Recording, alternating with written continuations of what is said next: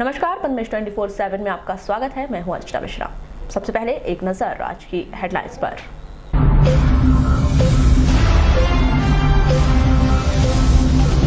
दीपावली के अवसर पर सज रहे बाजार, ट्रेन और बसों में दिखी जमकर भीड़।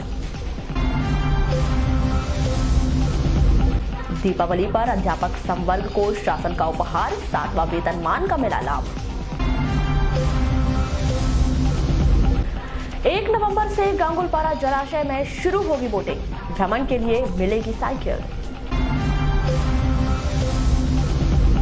मंत्रियों की सेवा सहकारी समिति कर्मचारियों को 2 टूक, सुधर जाओ वरना बोरिया बिस्तर बांध लो। वारासिवनी नवदुर्गा उत्सव समिति ने बांटे उपहार, लकी ड्रॉ निकलते ही खिले चेहरे। नवंबर माह में क्लास कम लगी तो प्राचार्य को मिलेगा नोटिस, महाविद्यालय के लिए उच्च शिक्षा विभाग का आदेश। मानवता हुई शर्मसार, घंटों बेटी के शव को गोद में लेकर शव वाहन का इंतजार करते रहे परिजन। सीएमओ की इंजीनियरों को फटकार, स्वच्छता सर्वेक्षण 2020 का मंथन। सरकारी स्कूलों में होगी कॉन्वेंट स्कूल जैसी पढ़ाई, नर्सरी से शुरू होंगे एडमिशन। और अब खबरें विस्तार से। भारतवर्ष का सबसे बड़ा त्योहार दीपावली की शुरुआत शुक्रवार को धनतेरस के साथ हो गई। इसके साथ ही बाजारों में रौनक एक बार फिर लौट गई। शनिवार को रूप चौदस के दिन भर बाजारों में जमकर रौनक दिखाई दी तो शाम होते होते मौसम एक बार फिर बदलता हुआ नजर आया और लोग परेशान होते दिखाई दिए। शनिवार को पूरा दिन लोग खरीदारी करते दिखाई दिए। ग्रामीण अंचलों में भी लोगों की अच्छी खासी संख्या जिला मुख्यालय में दिखाई दे रही थी।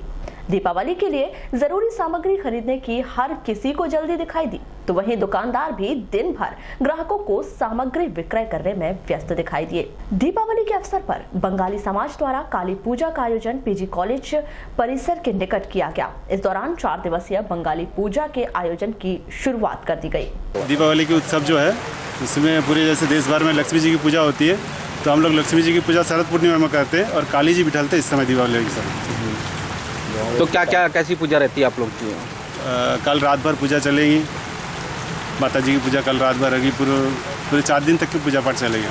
क्या मान्यता रहती है इस पूजा की? मान्यता यही है जैसे दूसरे भगवान को भी मानते हैं वैसे ही है। क्या है बंगाल में बनाया जाता है? संतुष्टि के लिए, बंगाल बालाघाट की शांति के लिए।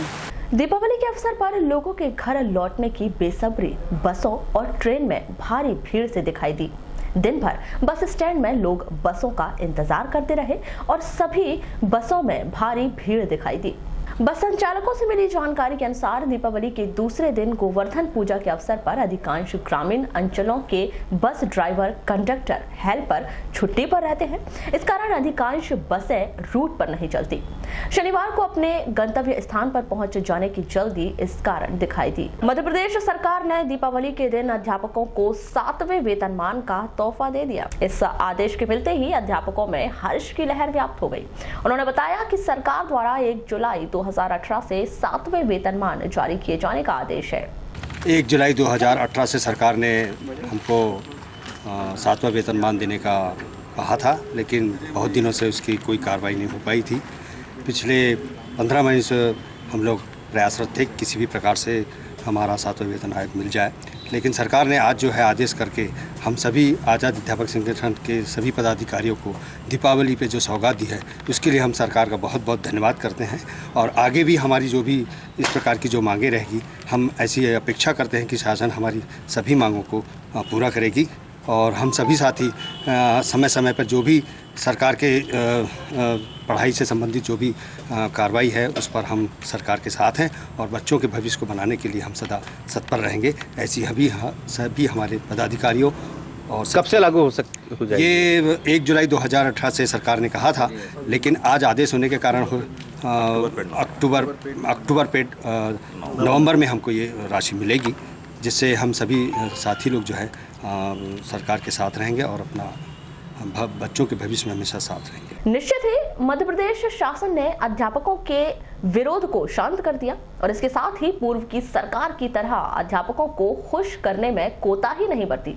देखना अब यह है कि शासन द्वारा विभिन्न प्रोजेक्ट और योजनाओं से निकाले गए कर्मचारियों को संविदा पर लिए जाने का वादा किया था, उसे कब तक पूरा करती है।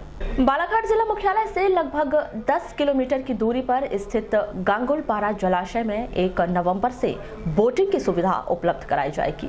इसके साथ ही मछुआ सहकारी समिति सुरवाही को गांगुलपारा जलाशय में पर्यटन और बोटिंग के लिए आने वाले पर्यटकों की सुविधा के लिए 5 फूड स्टॉल लगाने की मंजूरी भी दी गई है।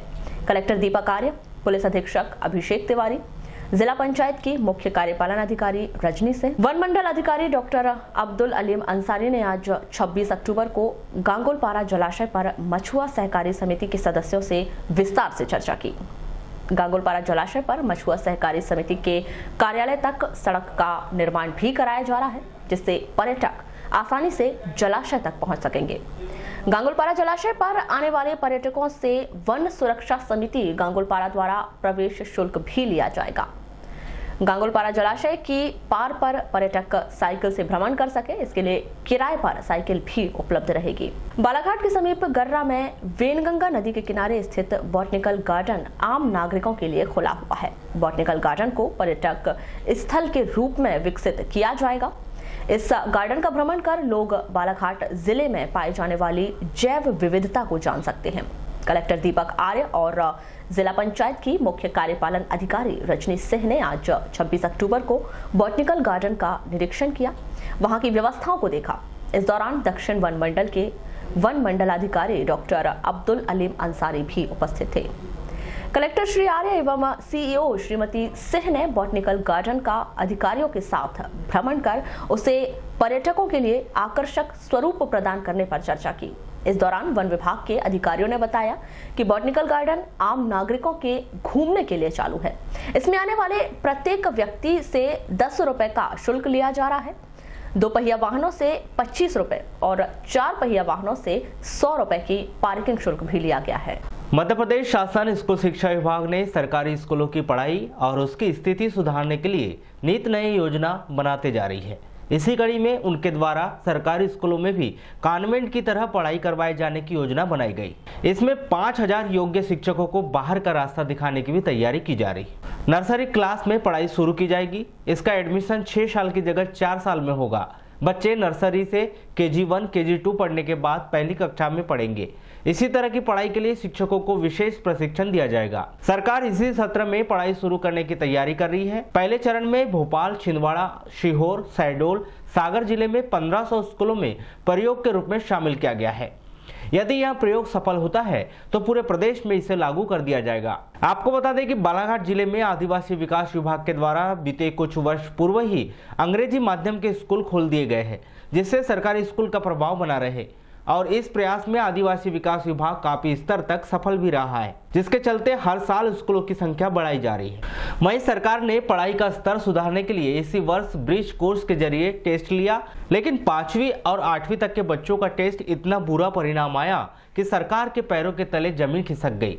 बेहतर भविष्य और अच्छी शिक्षा के लिए सरकार कॉन्वेंट के पैटर्न को अपना रही है। कॉन्वेंट की पढ़ाई और बेहतर रिजल्ट के लिए अयोग्य शिक्षकों पर गाज गिरने की तैयारी चल रही है। सूत्रों से मिल रही जानकारी के अनुसार पूरे प्रदेश के लगभग 5000 शिक्षकों को इसी सत्र में सरकार बाहर का रास्ता दिखा सकती है। मध्य प्रदेश शासन उच्च शिक्षा विभाग के द्वारा जिला मुख्यालय में वर्षों पूर्व कमला नेहरू महाविद्यालय की स्थापना की गई, जिसमें आज तक MSc की पढ़ाई शुरू नहीं करवाई गई। इस कारण प्रतिवर्ष सैकड़ों छात्राओं की पढ़ाई अधर में छूट जाती है।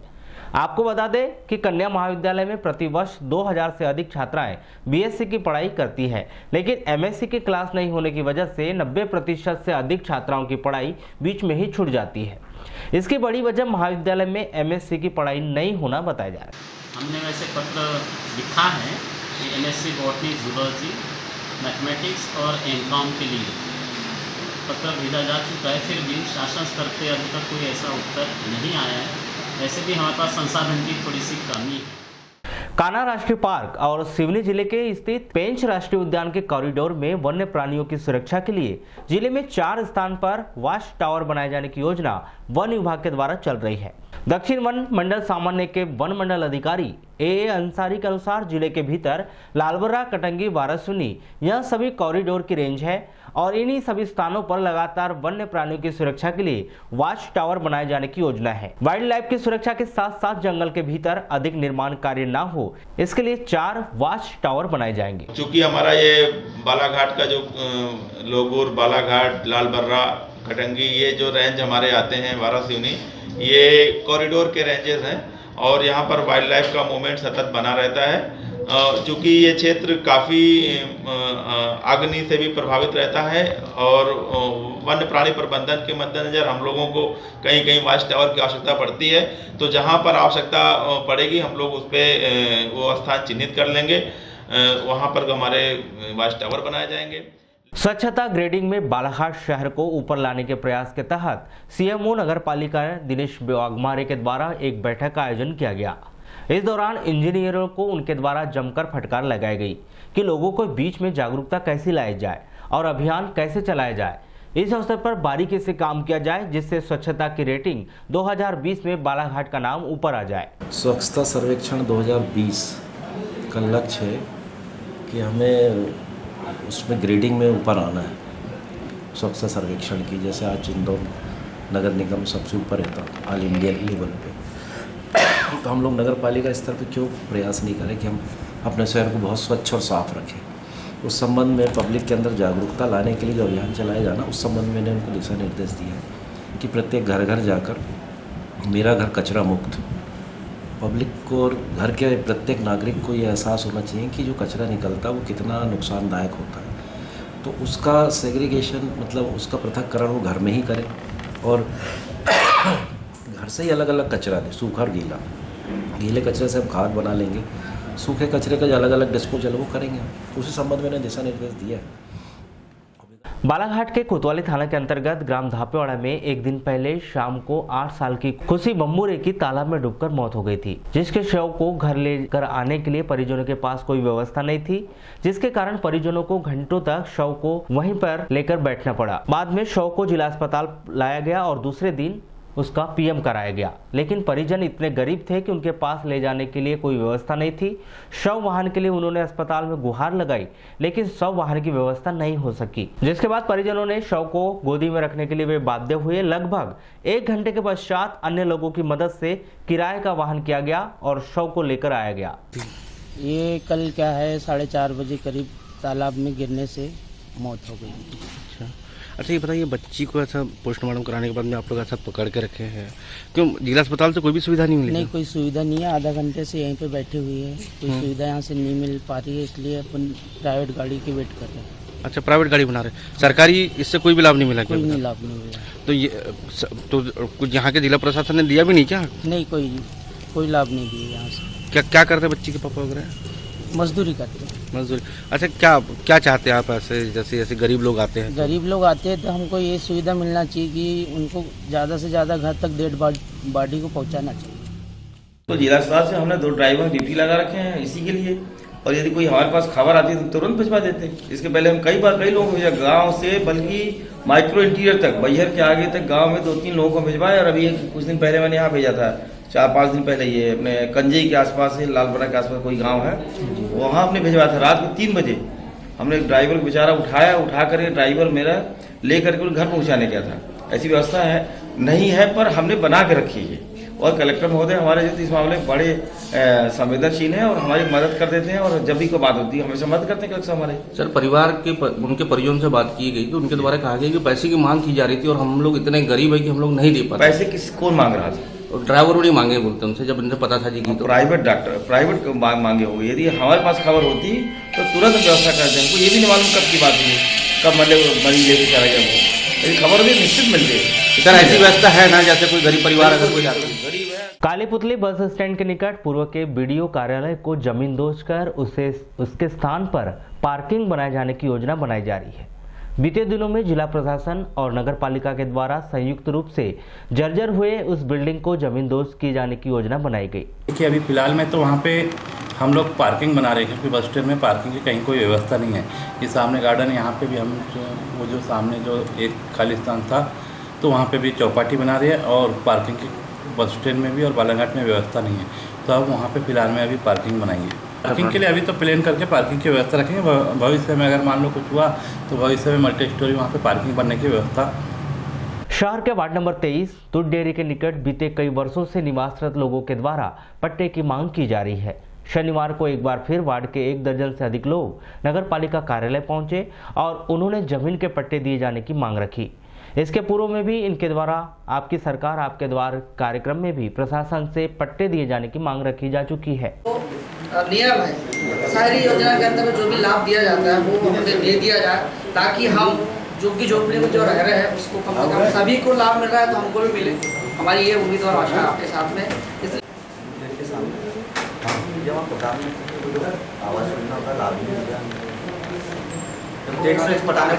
मामला हमारा यही है कि हम जिस मोहल्ले में रह रहे हैं वार्ड नंबर 23 दूध डेयरी के सामने, तो करीब हमको वहाँ पर 30-32 साल से ज़्यादा हो गया रहते हुए, और हमारी मांग है पट्टा की। और पट्टा के विषय से हमने अभी तक के कितने बार दौड़ धूप किए, कितने ने शासन प्रशासन से भी गुहार लगाए, मगर अभी तक किसी ने हमारी कोई सुनवाई नहीं किया। इस वजह से हम अभी अध्यक्ष महोदय से भी यानी चर्चा करने आए थे, तो उन्होंने भी आश्वासन दिया है।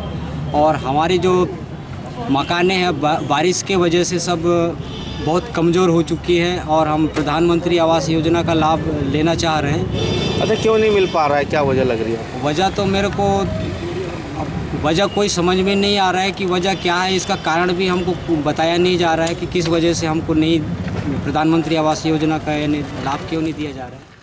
देश के सरकारी सहित सभी निजी अनुदान प्राप्त महाविद्यालयों में इस वर्ष देरी से शिक्षण सत्र शुरू किया गया है, जिसके चलते ज्यादातर महाविद्यालयों में विभिन्न कोर्स कंप्लीट नहीं हो पाया है, जबकि नवंबर माह में सेमेस्टर की और मार्च माह में वार्षिक परीक्षाएं संपन्न कराई जानी है। उच्च शिक्षा विभाग काफी चिंतित है, जिसको लेकर उच्च शिक्षा विभाग के प्रमुख सचिव ने प्रदेश के सभी सरकारी और अनुदान प्राप्त निजी महाविद्यालय के लिए वीडियो कॉन्फ्रेंसिंग के जरिए एक निर्देश जारी किया है, जिसमें उन्होंने रोजाना नियमित कक्षाएं लगाने व समय से पहले शिक्षण कार्य समाप्त न करने की बात कही है। अपने इस निर्देशन में उच्च शिक्षा विभाग के प्रमुख सचिव ने स्पष्ट किया है कि 1 नवंबर से किसी भी कॉलेज में तय समय से 1 मिनट भी क्लास कम नहीं लगनी चाहिए, तो उसका जिम्मेदार प्राचार्य को माना जाएगा, जिसके तहत प्राचार्य के खिलाफ कार्रवाई की जाएगी। पीएस महोदय के जो हमारे प्रिंसिपल सेक्रेटरी हैं, वो उन्होंने वीडियो कॉन्फ्रेंसिंग दी थी 22 तारीख को, तो उसके वो जो प्रोसीडिंग्स होती है कार्यवाही विवरण, उसमें वो एक बात आई है। उन्होंने हम लोग से सामने भी बोला था कि अब दिवाली के बाद नियमित रूप से कक्षाओं पर ध्यान दें प्राचार्य, और इस बात का ध्यान रखें कि यदि 2-3 बच्चे भी क्लास में, एक बच्चा भी है, तो यदि अपन उसको छोड़ देंगे कि भाई जाइए आज नहीं पढ़ाते, तो अगले दिन ये संदेश जाएगा कि क्लास नहीं लग रही है, तो आप एक बच्चे को भी पढ़ाइए। और नियमित कक्षाएं मॉनिटरिंग के लिए प्रिंसिपल्स को बोला है। स्वाभाविक है कि यदि कोई ऐसा बड़ा बात होगी तो उनको यहाँ से लिखेंगे कार्रवाई के लिए, पर ऐसा कुछ है नहीं, क्लासेस अच्छी चल रही। सर आदेश में यहाँ तक की बात है कि अगर 1 मिनट भी अगर क्लास से पहले गायब अगर हो गए तो उसका जिम्मेदार प्रिंसिपल को माना जाएगा, उसके ऊपर कार्रवाई। ऐसा आदेश में नहीं है, ये उस दिन वीडियो कॉन्फ्रेंसिंग में बहुत अच्छे से उन्होंने इस बात को रखा था, तो 1 मिनट का तो ऐसा कुछ इशू नहीं है। मौसम के बदलाव के चलते किसानों की फसल में कीट व्याधियों का प्रकोप लगातार बना हुआ है, जिसको लेकर किसान काफी चिंतित है। वहीं किसानों को रासायनिक कीटनाशकों की मदद लेना पड़ रहा है, इसके बावजूद भी कि कोई नतीजे सामने नहीं आ रहे, जिसके कारण अन्नदाता काफी परेशान है। वहीं फसलों पर भी विपरीत प्रभाव पड़ रहा है। वहीं इस मामले में कृषि विभाग के उप संचालक श्री गौर ने बताया कि किसानों की फसलों में कीटों के प्रकोप के जिम्मेदार स्वयं किसान हैं, जिनके द्वारा पहले ही ऐसे दवाओं का छिड़काव कर दिया गया है जो कि उन्हें नहीं करना था। उन्होंने कहा कि कीटों के प्रकोप को रोकने के लिए सावधानी बरतने की आवश्यकता है, इस ओर किसानों को ध्यान देना चाहिए। नहीं, जो माहो का जो अटैक है वो केवल उस क्षेत्र में है, जनरली ज़्यादा देखा गया है अभी इस बार, जहाँ पे 2 फसल हम धान की लेते हैं। दूसरा, किसान भाई क्या करते हैं कि शुरू से कीड़े उसमें अटैक ना हो तो थीमेट का उपयोग कर लेते हैं। थीमेट सिस्टमेटिक वो है इंसेक्टिसाइड है, जिसका इफेक्ट काफ़ी दिनों तक रहता है। इसमें इसके साथ साथ क्या होता है, हमारे जो मित्र कीट है वो भी मर जाते हैं। और फिर चना छेदक या पोंगा के लिए क्या करता है किसान कि साइपर प्लस क्लोरो का उपयोग कर लेता है। तो बाद में फिर जब ये माहो जब लगती है और इसके लिए अपन जो दवा डालते हैं तो वो कारगर सिद्ध नहीं हो पाती है। इसके कारण माहो का ज़्यादा अटैक होता। और जो किसान भाई ज़्यादा यूरिया का उपयोग करते हैं तो ऐसी जगह पे ज़्यादा माहो का अटैक देखने को मिलता है। और माहो का अटैक जो आता है जब दाना हमारा भरने लगता है तब आता है, उसके पहले नहीं आता है। लेकिन किसान भाई क्या सुरक्षा की दृष्टि से क्या करते हैं कि साइपर शुरू में यूज कर लेते हैं, तो फिर इस कारण दिक्कत होती है। मध्य प्रदेश सरकार के द्वारा प्रदेश में बीपीएल कार्डधारियों की सही जानकारी उपलब्ध कराने के लिए उनके सत्यापन कार्य को लेकर आदेश जारी किए गए, लेकिन यह आदेश अभी तक विभागीय स्तर पर राजस्व विभाग के पास नहीं पहुंचा, जिसके कारण बीपीएल कार्डों का सत्यापन होना तय नहीं हो पाया। इस संदर्भ में एसडीएम केसी बोपचे ने बताया कि शासन के निर्देशों के तहत बीपीएल कार्डधारियों का सत्यापन किया जाना है, लेकिन अभी तक किसी प्रकार के आदेश नहीं आए हैं। आदेश आने पर कार्रवाई की जाएगी। इसमें मध्य प्रदेश शासन द्वारा निर्देश प्राप्त हुए थे, उसमें दलों का गठन भी किया गया था और इसमें ऑनलाइन सत्यापन करना था पात्रता पर्चियों का। अभी कुछ कारण से ये अभियान रुका हुआ है और जैसे ही चालू होगा तो इसमें जो पात्रता पर्चीधारी का सत्यापन किया जाएगा। और उसमें कुछ लोगों की मृत्यु हो गई है, कुछ लोग गांव छोड़ के जा चुके हैं, तो उनका राशन भी नहीं बढ़ पाता है और उनकी संख्या अनावश्यक बढ़ती दिखती है इसमें। तो इसमें काफ़ी माने रिकॉर्ड हमारे दुरुस्त हो जाएंगे। अच्छा सर, ग्रामीण क्षेत्रों में काफ़ी ऐसे हैं जो बीपीएल कार्डधारी जो है विलुप्त हो चुके हैं या किसी की मृत्यु हो चुकी है, तो इसके लेकर क्या प्रोसेस अपनाई जाएगी? वो इसी अभियान में हमारे सभी सब निर्देश हैं, तो इसमें पूरी अपडेट हो जाएगा। मध्य प्रदेश सहकारी सेवा समिति कर्मचारी संगठन के द्वारा नवनिर्वाचित विधायकों का सम्मान समारोह रखा गया, लेकिन इस दौरान मंत्रियों ने कर्मचारियों को दो टूक शब्दों में कह दिया कि भ्रष्टाचार छोड़ दो वरना बोरिया बिस्तर बांध लो, व्यवस्था सुधर जाएगी, आप भी सुधर जाओ। मौका था शहर के कमला नेहरू सभागार में विधायकों के सम्मान का, लेकिन इस दौरान प्रदेश के खनिज संसाधन मंत्री प्रदीप जायसवाल ने पिछली सरकार पर आरोप लगाया और कहा कि 15 साल पहले से जो व्यवस्थाएं चली आ रही थी उसे आप बदल दो, भ्रष्टाचार छोड़ दो वरना बोरिया बिस्तर बांध लो। जो काम अंग्रेजों ने किए थे देश को लूटने का, भाजपा ने 15 वर्षों में किया, खनिज विभाग को पूरा लूट डाला, सरकार का खजाना खाली। अरे वही खजाना भरता था जिससे उस खजाने का उपयोग किसानों के कल्याण के लिए किया जाता था आप सबके माध्यम से। लेकिन सहकारिता विभाग भी बहुत महत्वपूर्ण विभाग, कृषि विभाग, इसको भी लूटने का काम हुआ और इसके माध्यम से लोगों ने पार्टी चलाई, पूरा खजाना पार्टी में जा रहा है। इसको उपयोग किया गया पूरे पार्टी के कार्यक्रम के लिए, अपने निजी कार्यक्रम के लिए किया गया और इस बात का भी बहुत दोहन हुआ, दोहन बहुत हुआ। लेकिन आप सबकी विसंगतियों के बारे में चर्चा नहीं हुई, आपको सुविधा देने के बारे में चर्चा नहीं हुई, आप सबकी दिक्कतों को दूर करने का प्रयास उन्होंने नहीं किया। तो पूरे लक्ष्य कार्यक्रम थे, ये सब किसानों के कुल मिला के वसूली आपसे नहीं है, ये वसूली किसानों से हो रही है और किसान नेता किसानों की ऐसी तैसी कर रहे हैं, नाम बड़े दर्शन खोटे। ये सारी चीज़ों को लेकर हमको निश्चित रूप से मुझे बहुत गुस्सा है इस बात का और मैंने उनको चेतावनी भी दिया आने वाले सभी अधिकारियों को भी। क्या ये बालाघाट जिला है, बहुत सारे अधिकारी सिर्फ इसलिए आते हैं कि हमको तो बिल्कुल क्या लाइसेंस मिल गया है, हमको जाके किसानों के बारे में कुछ नहीं करना है, कर्मचारियों के बारे में कुछ नहीं सोचना, पहले वसूली करना, बस वसूली करो और आगे बढ़ो। ये जो सोच है, इस सोच को आपको खत्म करना, तोड़ना। ऐसा कोई भी अधिकारी बालाघाट जिले में एक मिनट भी नहीं रहेगा। सीधी सी बात, जो व्यक्ति किसानों के बारे में सोचेगा, जो व्यक्ति कर्मचारियों को सुविधा के बारे में सोचेगा, कर्मचारियों के हित की बात करेगा, ऐसा ही अधिकारी यहाँ पर चलेगा। ये इस बात के लिए हम आश्वस्त करते हैं आप सभी को। खनिज संसाधन मंत्री के स्वर में स्वर मिलाते हुए विधानसभा उपाध्यक्ष शीना कावरे ने भी कहा कि उन्हें मालूम है कि कैसे सहकारी समितियों के माध्यम से अधिकारी वसूली करते हैं और अपनी जेबें गर्म करते हैं, लेकिन हम यहाँ कहना चाहेंगे कि सरकार सहकारी समिति की व्यवस्थाएं बदलेगी और आप अपने आप को बदल लीजिए, वरना सरकार आपको बदल देगी। 15 साल के बाद मध्य प्रदेश की इस जनता ने सत्ता का परिवर्तन किया है और निश्चित रूप से ये परिवर्तन का आधार ही, इस परिवर्तन का आधार ही किसान रहा है। और हम लोग, हमारी सरकार, आदरणीय मुख्यमंत्री हमारे कमलनाथ जी, पूरा मंत्रिमंडल और कांग्रेस का एक एक कार्यकर्ता वो इस बात के लिए प्रतिबद्ध है कि जिस भावनाओं के साथ मध्य प्रदेश की जनता ने इस सरकार का परिवर्तन किया है, उस व्यवस्था को बदलना ये हमारे लिए भी एक चुनौती है, स्वीकार किया है। और इस व्यवस्था को बदलने का जब बीड़ा उठा ही लिया है तो आप लोगों की जितनी समस्याएं हैं, जितनी विसंगतियां हैं, वो सारी विसंगतियां, वो सारी समस्याएं निश्चित रूप से आज हम सबके सामने स्पष्ट रूप से है। और उन समस्याओं को कैसे दूर करना है, इस पर भी भली भांति विचार हो रहा है। और जो कुछ बातें लालबर्रा मुख्यालय में दीपावली पर्व पर शहर के हाई स्कूल मैदान में 25 अक्टूबर से पटाखा दुकानें सज गई हैं। अस्थायी लाइसेंस मिलने के बाद तहसीलदार इंद्रसेन तुमराली के द्वारा लॉट प्रक्रिया के माध्यम से 31 दुकानें आवंटित की गई हैं, जिसमें भिन्न भिन्न प्रकार के पटाखे ग्राहकों की खरीदी के लिए मौजूद हैं। लेकिन 25 अक्टूबर को मौसम खराब होने और हल्की बारिश के चलते ग्राहकों के न आने से निराशा का सामना करना पड़ा। व्यवसाय तो बहुत बढ़िया है। प्रकृति का जो प्रकोप चल रहा है, बारिश हो रही है, इस कारण से थोड़ा व्यापारी नाराज है। तो क्या लग रहा है आगे कल अगर ऐसी बारिश होती रही तो सबके फटाके बच जाएंगे, ऐसा लगेगा कि सबको घाटा हुआ है। डिमांड ऐसा कुछ आई होगी पब्लिक लेने के लिए, तो ज़्यादा कौन कौन सी चीज़ें अभी डिमांड में है यहाँ पे? डिमांड में तो वही बम फुलझड़ी वगैरह ज़्यादा चलती हैं अभी आज के ज़माने में, और फैंसी आइटम में क्या क्या? और उसके पहले जो चाइना आया था वो बंद हो गया, नहीं तो वो बहुत मांगते अभी भी।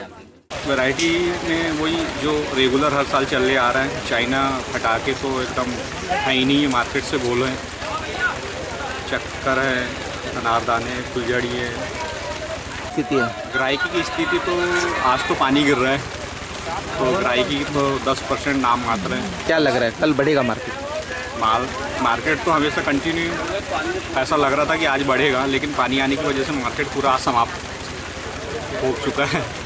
और कल उम्मीद हम करते हैं कि नगर के मोती तालाब को मोती के माफिक चमकाने और उसे एक पर्यटन स्थल के रूप में विकसित किए जाने की कवायद पर ग्रहण लग चुका है। मोती तालाब के विकास और उसके सौंदर्यीकरण के लिए कई बार कार्य योजना बनाई जा चुकी है, लेकिन उस कार्य योजना पर अब तक पूर्ण रूप से अमल नहीं किया गया है। सौंदर्यीकरण के लिए अब तक 50 लाख से अधिक रुपए खर्च किए जा चुके हैं।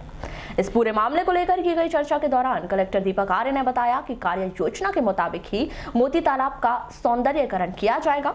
बरसात के चलते सौंदर्यीकरण का कार्य नहीं हो पाया। जिला प्रशासन के पास जो राशि शेष है, उस राशि को सौंदर्यीकरण के लिए खर्च किया जाएगा। अभी मैं आपसे पहले ही मुझसे आप लोगों ने सवाल पूछा है, मैं बिल्कुल इस बात में स्पष्ट करना चाहूँगा कि कुछ दिनों से बरसात के समय में कुछ कार्य नहीं हो पाए। अब जो भी राशि है उस राशि से कार्य लिए जाएंगे और मोती तालाब का जो कार्य हम लोग अपने स्तर पर कर सकते हैं, जो राशि हमारे पास उपलब्ध है, वो सुधार कार्य किए जाएंगे। घर में पुताई करते समय एक महिला लैंप से झुलस गई, जिसे उपचार के लिए जिला अस्पताल में भर्ती किया गया है। जानकारी के अनुसार गायत्री पति नरेश नागेश्वर 26 अक्टूबर को 1 बजे घर में पुताई कर रही थी। इस दौरान लैंप अचानक उसके शरीर पर गिर गया। इस वजह से उसके शरीर में आग लग गई, जिसे उपचार के लिए जिला अस्पताल में भर्ती कराया गया है। वारासिवनी थाना अंतर्गत बालाघाट रेलवे लाइन पर ट्रेन की चपेट में आने से एक युवक गंभीर रूप से घायल हो गया। जानकारी के अनुसार 26 अक्टूबर की सुबह 8:30 बजे रजगांव के पास कटंगी से बालाघाट जा रही ट्रेन में युवक धनेन्द्र सिंह अचानक ट्रेन के सामने आ गया। टक्कर में युवक गंभीर रूप से घायल हो गया। उसे प्राथमिक उपचार के बाद नागपुर रेफर किया गया है। शहर के मुन्ना स्टेडियम में स्वर्गीय हनी विश्वास की स्मृति में खेली जा रही क्रिकेट प्रतियोगिता के फाइनल मैच में 11 स्टार ने जीत दर्ज कर विजेता बनी। श्रमजीवी पत्रकार संघ और रॉयल क्रिकेट के तत्वाधान में खेली जा रही प्रतियोगिता का फाइनल मैच शनिवार को आरसीसी 11 और 11 स्टार के बीच में खेला गया। पहले बल्लेबाजी करते हुए 11 स्टार ने निर्धारित 20 ओवर में 147 रन बनाए। इस लक्ष्य का पीछा करने उतरी आरसीसी की टीम महज 79 रन ही बना सकी। इस तरह 11 स्टार ने 68 रन से जीत दर्ज कर विजेता बन गई। पूरे टूर्नामेंट में अपने शानदार खेल के प्रदर्शन के लिए अलमास पटेल को man of the series final मुकाबले में शानदार गेंदबाजी की और बल्लेबाजी करने के लिए प्रतीक शर्मा को मैन ऑफ द मैच का अवार्ड दिया गया। और बॉल स्टंप के लगने के बाद बल्ला टच हुआ। ओए रे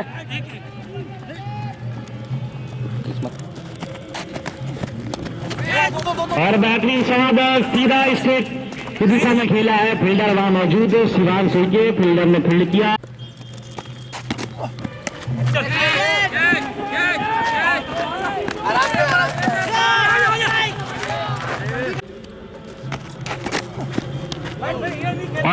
बढ़िया बॉलिंग, गोल कर दिया।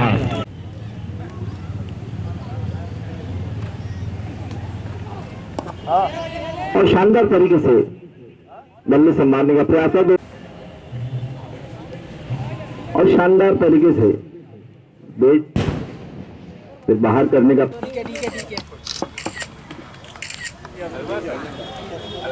2 अक्टूबर को बालाघाट तहसील के अंतर्गत आने वाले मुरछड़ घुनाड़ी गांव में तरुण डोंगरे उम्र 21 वर्ष का शव मिला था, जिसे परिजनों ने हत्या की आशंका व्यक्त की है। इसी कड़ी में परिजनों द्वारा परसवाड़ा क्षेत्र के पूर्व विधायक मधु भगत से मुलाकात कर उचित जांच करवाने की मांग रखी। मृतक तरुण के पिता रविंद्र डोंगरे और परिजनों ने आरोप लगाया कि उनका पुत्र अचानक गायब हो गया था और फिर उसका शव मिला। इस पूरे घटनाक्रम से यही प्रतीत होता है कि उसकी हत्या की गई है। निश्चित तौर पे अभी पूरा परिवार मुझसे मिला है गुर्जर से, और ये उन्होंने मुझे संज्ञान में लाया है कि एक संदिग्ध अवस्था में एक लाश मिली। डोंगरे सरनेम से उनका बच्चे का नाम है, और उन्होंने चिंता जाहिर की कि पुलिस इसमें स्पष्ट जांच नहीं कर रही है और थाना लामता लगता है। चूँकि अभी मुझे सारी जानकारी मिली तो इनसे मैंने कहा, इनको आश्वासन दिया, मैं थाना प्रभारी, एसडीओपी और एसपी से इस पे बात करूंगा और आपको न्याय मैं दिलवाऊंगा, और जो इस पे दोषी होगा उसके ऊपर कठोर कार्रवाई, ये इनको मैंने आश्वस्त कर दिया है। क्योंकि जानकारी मुझे आज लगी, मैं इस कार्रवाई को करूँगा। वारासिवनी नगर में स्थित सिविल क्लब ग्राउंड में 26 अक्टूबर को नव दुर्गा उत्सव समिति बस स्टैंड कूपन ड्रॉ के लकी विजेताओं को उपहार वितरण कार्यक्रम का आयोजन किया गया। यह कार्यक्रम कैबिनेट मंत्री प्रदीप जायसवाल के मुख्य आतिथ्य, समाजसेवी संजय सिंह कछवाहा की अध्यक्षता और वरिष्ठ पत्रकार Anand Verma, doctor Neeraj Arora, SDM Sandeep Singh, SDOP RN Pardeti सहित अन्य अतिथियों की उपस्थिति में उपहार वितरण कार्यक्रम प्रारंभ किया गया। आप देख रहे हैं भाई फिरोज पटले जी की मेहनत देखा, सही में 2 महीने लगा। हम सब में नवरात्रि पर्व का बहुत ही शानदार कार्यक्रम का आयोजन हुआ और माता रानी की बहुत ही अच्छी पूजा आराधना और गरबा के माध्यम से जिस प्रकार से माता रानी के दरबार में सबकी हाजिरी लगी है, उसका निश्चित रूप से माता जी का आशीर्वाद हम सबको मिलेगा, पूरे क्षेत्रवासियों को मिलेगा। और इस बार बहुत ही अलग तरह के कार्यक्रम, जैसे कि हमारे एसडीएम साहब ने आपको अवगत कराया, और इस बार विशेष सहयोग हमारी पूरी टीम तो पहले रहती है संजय सिंह कछवाहा जी के साथ, और लेकिन आज जिला प्रशासन के माध्यम से, हमारे एसडीएम साहब के माध्यम से इस विपरीत परिस्थिति में भी सबने जो सहयोग मिला वो भी काबिल तारीफ था। और उसका परिणाम था कि 3 दिन खराब होने के बावजूद बाकी दिन कार्यक्रम संभला और बहुत अच्छा कार्यक्रम लोगों को देखने को और उसमें उपस्थित होने का अवसर मिला। इस अवसर पर आज विपरीत परिस्थिति में कैसे काम करना, आज वो उसका एक और उदाहरण रहा कि 4 बजे से हम लोग प्रोग्राम होगा नहीं होगा इसी में लगे थे। और मैं सबसे पहले तालियां बजवाना चाहता हूं महिला वर्ग के लिए, जो पिछले 2 घंटे से यहाँ पे बैठे थे कि भैया पानी रुकेगा।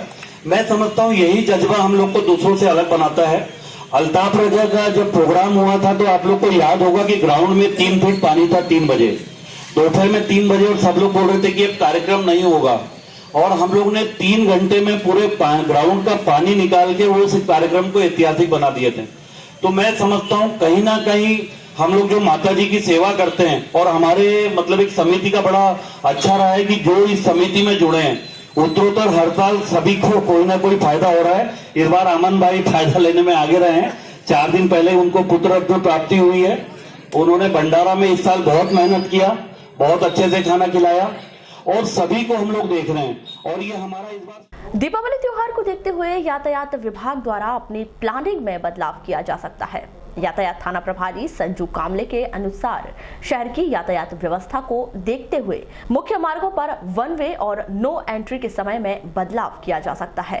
लक्ष्मी पूजा के इस पे सभी यातायात के जितने भी पॉइंट्स हैं तो सारे पॉइंटों पर हमारा बल लगा है, जिसमें हनुमान चौक, जय स्तंभ, अम्बेडकर चौक, काली पुतली चौक, बस स्टैंड और झरोका, ये सरेगा बाईपास, राजघाट चौक, यहाँ पर सब ट्रैफिक के पॉइंट हैं। और जो बीच बाजार है उसकी व्यवस्था रहेगी, उसमें दोनों तरफ से गाड़ियाँ 4 व्हीलर आने के लिए प्रतिबंध लगा जाएगा, बंद किया जाएगा। और जो ऑटो लोडिंग ऑटो में नहीं जाया जाएगा। नो एंट्री के समय में कोई बदलाव किया गया है कल को लेकर?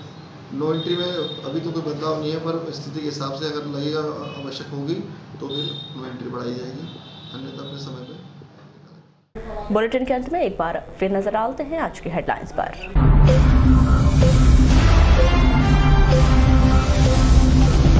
दीपावली के अवसर पर सज रहे बाजार, ट्रेन और बसों में दिखी जमकर भीड़। दीपावली पर अध्यापक संवर्ग को शासन का उपहार, 7वां वेतनमान का मिला लाभ। 1 नवंबर से गांगुलपारा जलाशय में शुरू होगी बोटिंग, भ्रमण के लिए मिलेगी साइकिल। मंत्रियों की सेवा सहकारी समिति कर्मचारियों को 2 टूक, सुधर जाओ वरना बोरिया बिस्तर बांध लो। वारासिवनी नवदुर्गा उत्सव समिति ने बांटे उपहार, लकी ड्रॉ निकलते ही खिले चेहरे। नवंबर माह में क्लास कम लगी तो प्राचार्य को मिलेगा नोटिस, महाविद्यालय के लिए उच्च शिक्षा विभाग का आदेश।